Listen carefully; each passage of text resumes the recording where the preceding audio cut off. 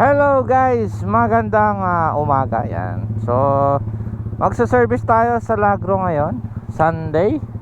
At sabi na tayo sa may-ari. So, puntahan natin kahit pahinga natin ngayon. So, wala naman tayong lakad today. So, puntahan na natin kasi pera din yun.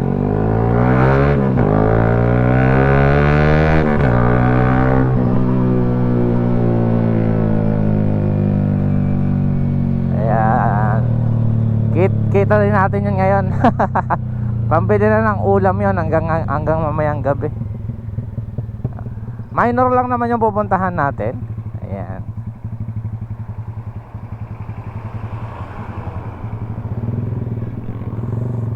Kahit mga maliliit na bagay, tumitira tayo.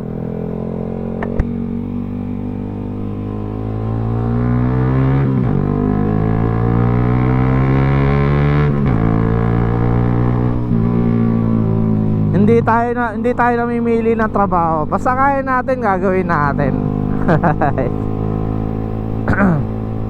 Malay mo nyo, magsabay pa ng ibang gawain si sir. Ayan. So hindi na rin ako nag-BS. Nakapambahay lang ako, okay lang. Walang rides ngayon eh. Tinatamad ako pumunta ng malayo ngayon. Saka maraming tao kasi.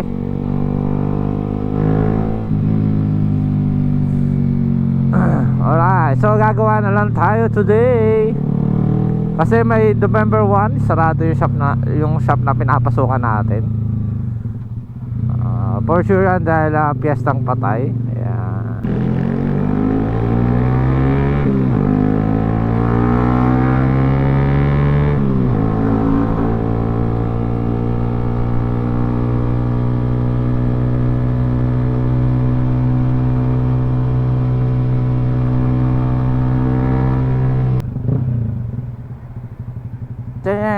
Ang ganda pala ng kalsada dito.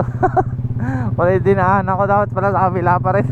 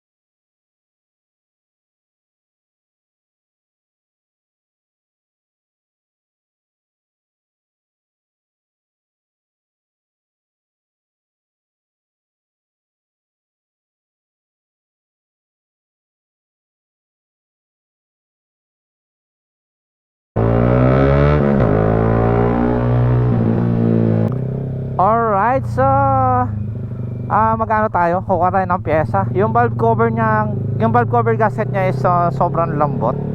So syempre pag in-squeeze ng valve cover yun is kakaroon talaga ng singaw. So kuha na natin ng medyo maganda-gandang gasket. Then also lalagyan na rin natin ng gasket maker. Tayo sa may Sabarte, sa supplier natin guys, kung saan tayo kumukuha ng pyesa.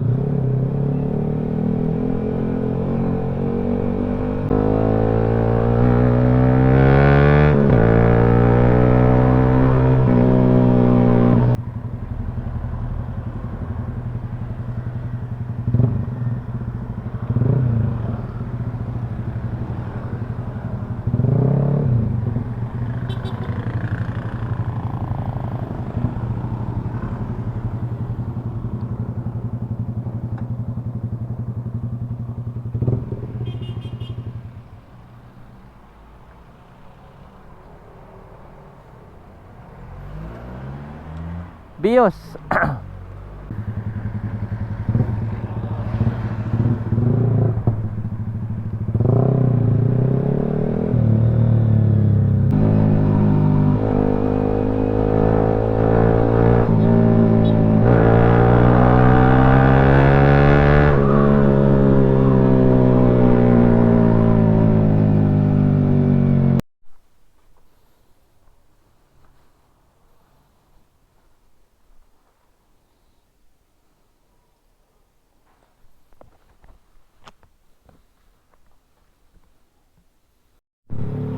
Alright, so tapos na tayo. Valve cover lang naman yon, basic lang.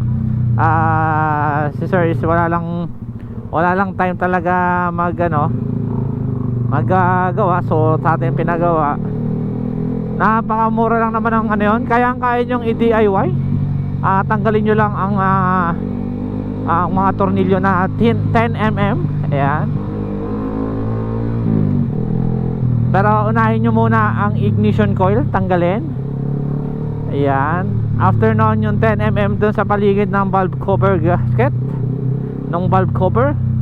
And then mahuhugot na siya. Napakasimple lang na gawain. Ngayon pagka may time kayo at mahaba yung oras nyo, kahit kayo lang ang gumawa, kayang kaya. Alright. Yung gasket nya na replacement guys is worth nasa 350, 450. Ganun lang yung presyohan yan.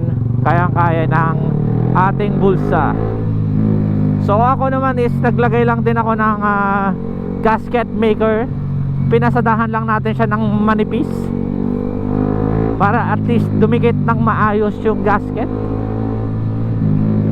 Hindi naman kailangan ng sobrang kapal lang gasket maker, dahil didikit naman yan. Yung iba dyan is hindi na ako naglalagay actually. So naglagay lang talaga ako ng konting-konti lang na kumbaga dumikit lang. Ayan.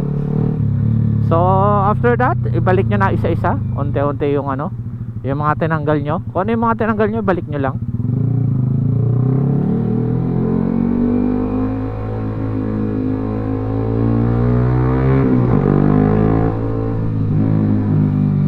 So after natin doon sa ating ginawaan, sa sinervisan natin, diretso tayo ng palengke. Mamalengke tayo. Ang cravings ko ngayon is yung Adidas. Yan. Alam natin kung anong ang Adidas. Yan, yung chicken feet. I-adobo natin ng tuyo na may sili. Ayan. So punta muna tayo palengke. Then may inaasahan tayong pupuntang sasakyan ngayon. Taga dito sa May Maligaya. Naglo-low power yung kanyang sasakyan. So titingnan natin kung ano yung naging diferensya.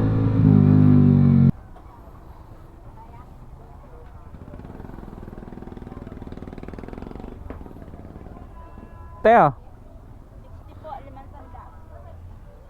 Magic sarap. Balikan ko te.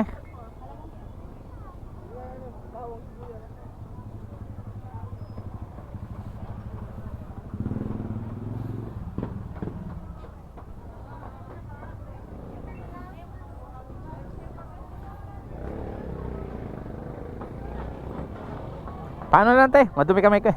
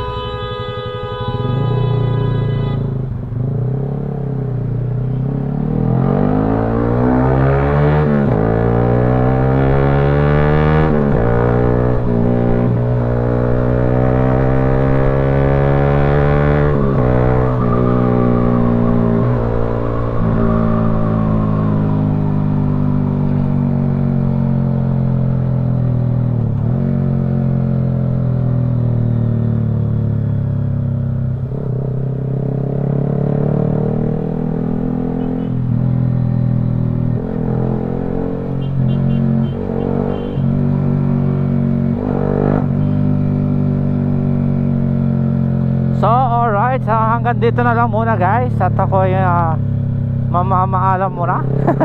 Salamat sa mga nanonood ng aking video kahit wala namang katuturan. Ayan. So doon sa mga mag-inquire ng mga sasakyan nila, message na lang po tayo sa page natin para at least ma-assist natin kayo. At doon sa may mga katanungan, message na lang din po kayo at para masagot natin ang inyong katanungan. Alright, so hanggang dito na lang muna. Bye bye. Hello guys, good morning. Araw ng linggo. Siyempre, akala ko tapos na yung agenda ko ngayon linggo. Meron tayo dumating dito na Mitsubishi Mirage. Dito rin galing sa atin. Pinalitan ng pump. Then ang nangyari guys is naglo-low power. Tapos nagjo-jerk something. Nagjo-jerk kanina nung nire-road test ko. And then eto, hindi naman naiiwasan to, lalo na pagka yung plug and play lang yung yung at maliit lang yung diferensya ng pyesa. Eto, nakikita nyo to, itong bracket na to. Yan, so pinalitan namin ng buo. Ngayon syempre replacement, yung filter. Etong bracket na to is nakadikit doon. So yung dito is yung hose is hindi po makapasok. So ginawa na lang natin ng paraan para pumasok. Ngayon okay na. Ayan. So siguro yung gumawa is nung narinig na yung tumunog, okay na. Pero after nun yun. Hindi naman, maybe siguro kumapit. Hindi lang natin mapansin siguro, baka sa sobrang pressure umangat.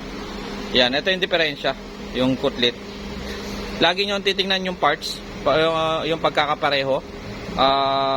Yung lahat ng ito maliit na detalye lang to, nakalusot lang to sa amin Pero the rest, okay na yan, goods na yan. Okay na yan. So under na yan, pakukuha na natin at gagamitin ng may-ari. So hanggang dito na lang muna. Bye bye.